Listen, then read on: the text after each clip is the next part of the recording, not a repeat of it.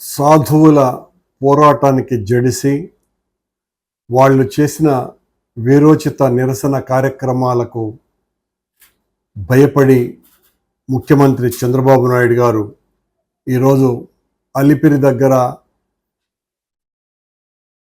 Mumtaz hotel నిర్మాణానికి తాను ఇచ్చినటువంటి అనుమతుల్ని రద్దు చేయటాన్ని ఆహ్వానిస్తున్నాం.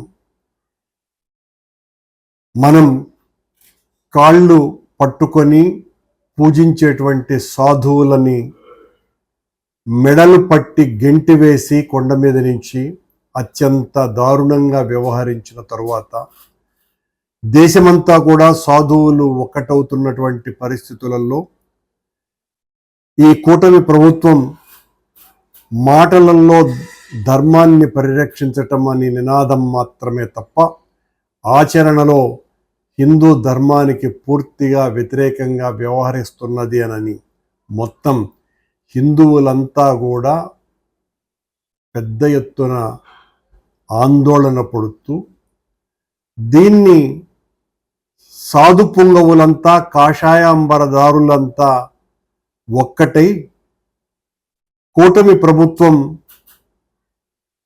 ధర్మం ముసుగులో అధర్మాన్ని పెద్ద ఎత్తున చేస్తున్నది, తిరుమల ధార్మిక క్షేత్రాన్ని అడ్డు పెట్టుకొని అని వాళ్ళు చెయ్యబోయేటువంటి కార్యాచరణను కనుగొన్నటువంటి చంద్రబాబు గారు ఈ రోజున ముంతాజ్ హోటల్ నిర్మాణానికి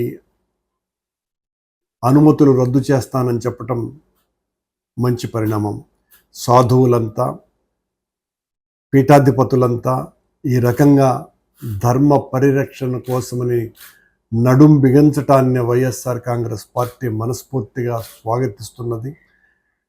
మీరు చేసేటువంటి ధర్మ పోరాటంలో వైఎస్ఆర్ కాంగ్రెస్ పార్టీ ఎల్లవేళలా అండగా నిలుస్తుందని ముకుళిత హస్తాలతో ప్రార్థిస్తూ మీరు చేసినటువంటి ఆందోళన అజరామరమైనటువంటిది.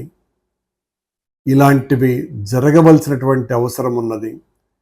మాలాంటి రాజకీయులం మాట్లాడితే అది ఒక రాజకీయ విమర్శగా కొట్టివేయటం చంద్రబాబు గారికి రివాజు.